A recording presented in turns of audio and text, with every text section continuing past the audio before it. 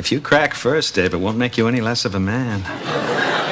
I'm nowhere near cracking. Neither am I, my friend. Dave. And Matthew, what is it now? For God's sake, no one's smoking, okay? But nothing! You know what we need around here is an anti-whining ordinance. So just sip your sniveling little lip and all your skinny ass out. Welcome back to Thinking Critical. This is Wes. I'm back from the hospital. My wife and I returned with the baby in tow today. It's time to get back to work, and here with me to talk about DC Marvel's Inferno announcement, Jonathan Hickman's follow-up to House of X Powers of 10, is Joe Corallo, award-winning editor and comic book writer. How you doing, Joe? I'm all right, Wes. How are you? And congrats. Well, thank you very much. We're doing good. I finally got a little bit of sleep, and we'll see how it goes. Newborns are unpredictable as far as when they're actually going to let you get some work in, but this happened right as we were going to the hospital and taking care of business, so it is a few days out of date. But I'm going to be honest, Joe. I feel bamboozled. I was hoodwinked. I was sold a bill of goods. I'm told that this Inferno, let's get the exact words from Jonathan Hickman. I have them written down somewhere. There they are. I'm very excited that we're finally getting to share with everyone the follow-up to House of X Powers of 10. The story is 160 pages over 4 issues, drawn exquisitely by Valerio Schiti, R.B. Silva, and Stefano Caselli. I cannot wait for people to read. What the hell have I been reading for the last 2 years if it wasn't the follow-up to House of X Powers of 10, Joe? You know, with this, honestly, I read it over, the announcement and all that, but before we started recording this, and I'm at a point where I'm excited for this at this point, because I'm pretty fresh off X-Men issue 20, and I'm like kind of ready to go here. And just reading that, I'm like, okay, it's going to be, I'm here for this part of the story. And I was also thinking, a few years from now, I'll probably just have like on my shelves the HOX POX hardcover, the Hickman omnibus covering before and after 10 of Swords up to issue 21, and probably a trade or hardcover of like Inferno. And depending on how that goes, and like years from now, I'll go back and read it and be like, that was some damn good X-Men. And that's going to be, and that's it. I'm excited for Inferno as well. Every time he goes back and revisits the stuff that we got in House of X Powers of 10, it's exciting. Even the stuff that really wasn't introduced there with the Children of the Vault. Sure. That was kind of introduced in X-Men #1, followed up, I believe it was in X-Men 5, and then we got a 2-issue story recently before X-Men 20. Yeah. But it's kind of related to all the stuff that was introduced in House of X Powers of 10. And to find out that like what we've been reading for the most part isn't the follow-up. Like the Inferno is the follow-up to that. And we've been reading all these like meandering hodgepodge of stories that feel like a lot of times they weren't going anywhere. A lot of times they were interrupted by events. Like why was X-Men ever tied into Empire? As I do find that disappointing. I don't think Empire was supposed to be, and then it did. Because I think there's a lot here. I do think that because of the way it just works, some of it's out of their control, some of it's not. I think Marvel was probably like, okay, we're not going to get involved or make you tie into anything at first. And then as things were going, it was like, well, actually, we could use the X-Men here. We could use the X-Men there. Tom Brevoort said in an interview, I think a word balloon, that because of where he is in the company, if he wants to use the X-Men stuff, he can. So like that was like, so Tom, for example, edited and was in charge of the X-Men Fantastic Four crossover. That was not originally a part of Hickman's plan. But Tom was able to be like, okay, I'm doing this. You got to do it. And so it doesn't explain everything, but there are things that keep happening where you're like, okay, so this was a deviation. This was a deviation. This is kind of how it all shakes out. It really does feel like a lot of times, and I'm not blaming Hickman, and obviously he has a story to tell. Yeah. A lot of times maybe he has checked out when he's doing this stuff. It's kind of filler that he's just biding his time to where he can actually get in to tell his story. as they're kind of getting through these things. Obviously, Ten of Swords did cut into some of the stuff in House of X Powers of 10, specifically with Krakoa and the original Four Horsemen, although that wasn't an enormous part of that story. But this is what Jordan White had to say about the rolling out of Dawn of X.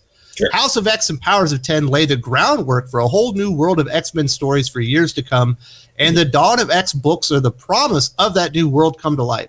They are the start of the new era that will change how we think of X-Men and the kinds of stories we tell with them. It all begins here.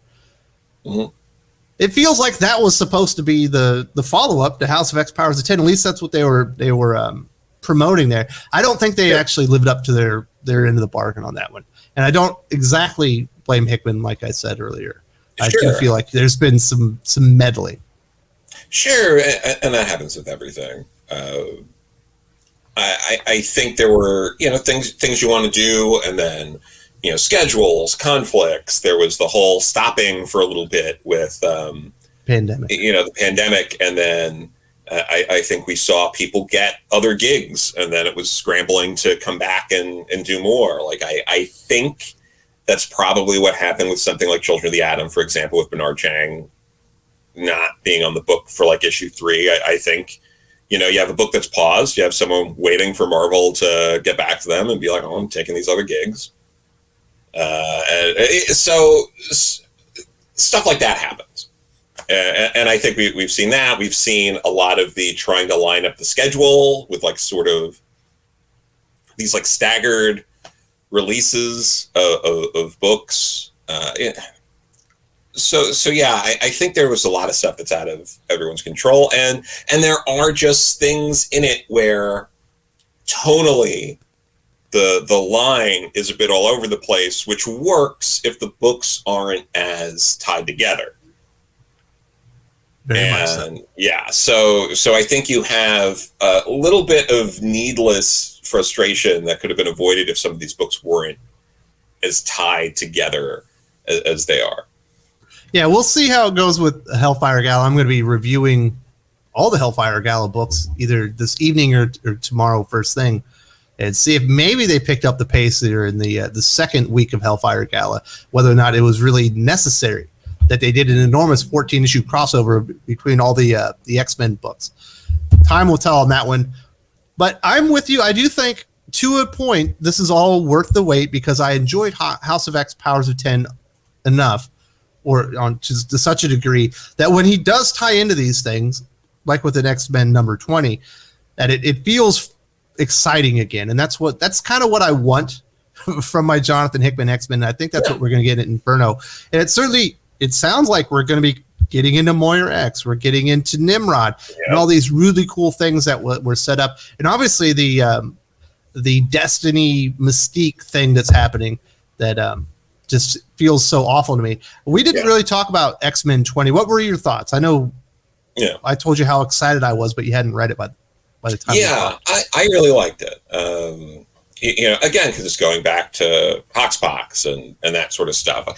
Obviously, there's still stuff that's like making you scratch your head, like why is Professor X basically a supervillain? But so I'm hoping Inferno explains that. And I'm hoping it's not just, he takes off the helmet to reveal it was Cassandra Nova the whole time or something like that. So hopefully it's not that. Or, or maybe... he's been Onslaught the whole time. That's why everyone's having these nightmares. Well, they are reprinting like the Onslaught Omnibus, and they reprinted the Inferno Omnibus recently. So who knows? Maybe he is Onslaught. Well, Onslaught's an interesting character. He's an amalgamation of Charles Xavier and of Magneto. Yeah. But he's never really been like a physical entity unto himself. He normally inhabits somebody, correct? Yeah, it's Onslaught sucks. It's stupid. But, it's... We'll see. But yeah, I just want to see what's going to happen. And I believe it's very possible that whatever happens will be shocking and hopefully satisfying.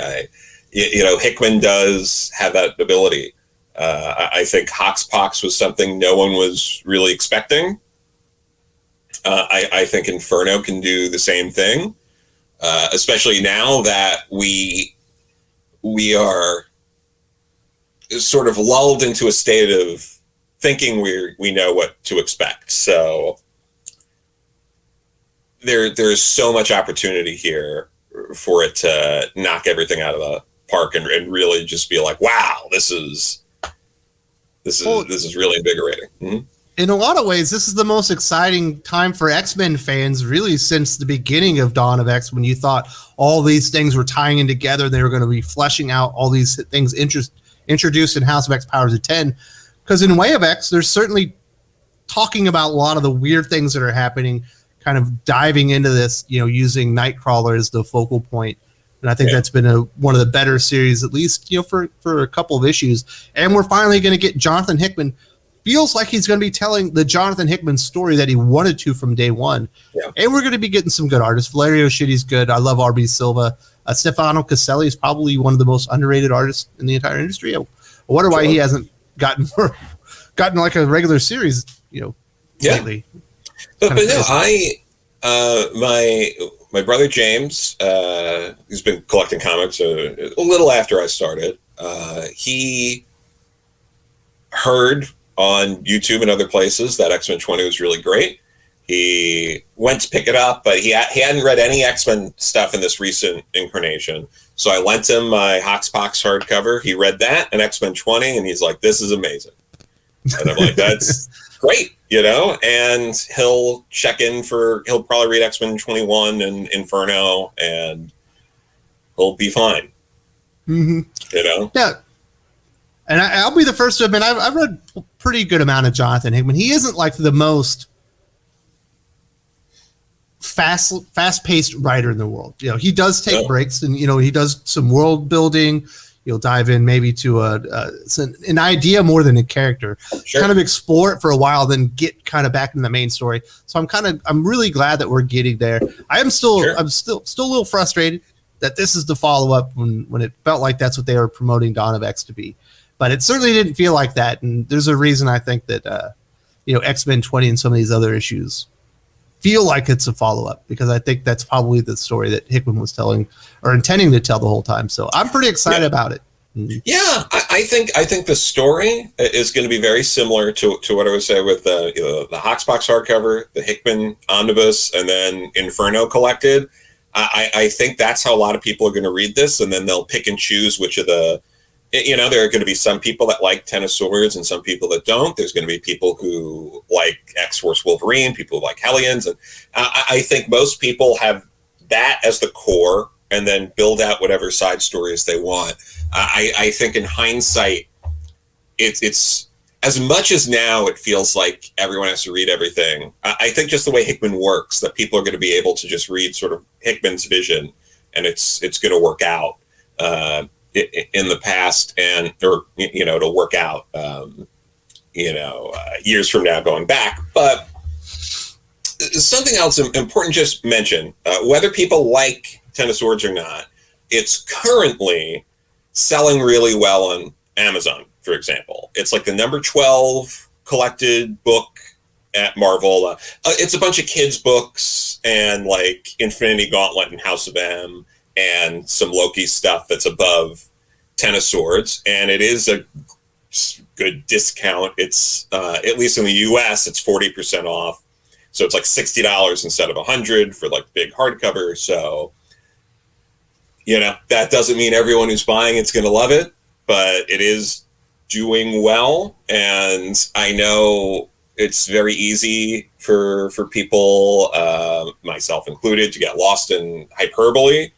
But there are also facts out there, and if people are enjoying it, that's great. If it's selling well, that should be the important thing to keep the comics going.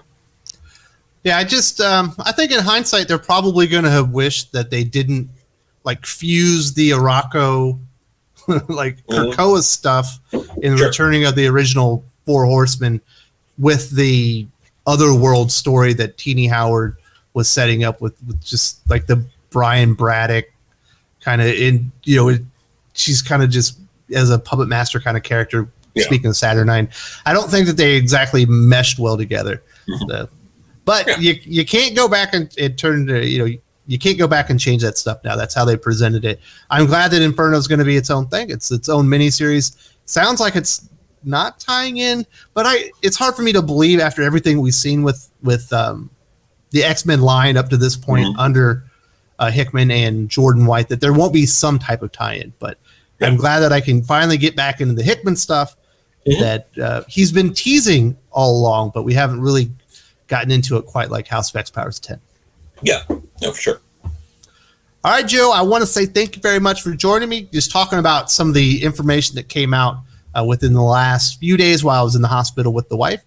We are all doing well. So thank you to everyone for your well wishes, your thoughts, your prayers. We really appreciate it. Thank you for all the support. And I will see you all later. And thank you very much. Bye.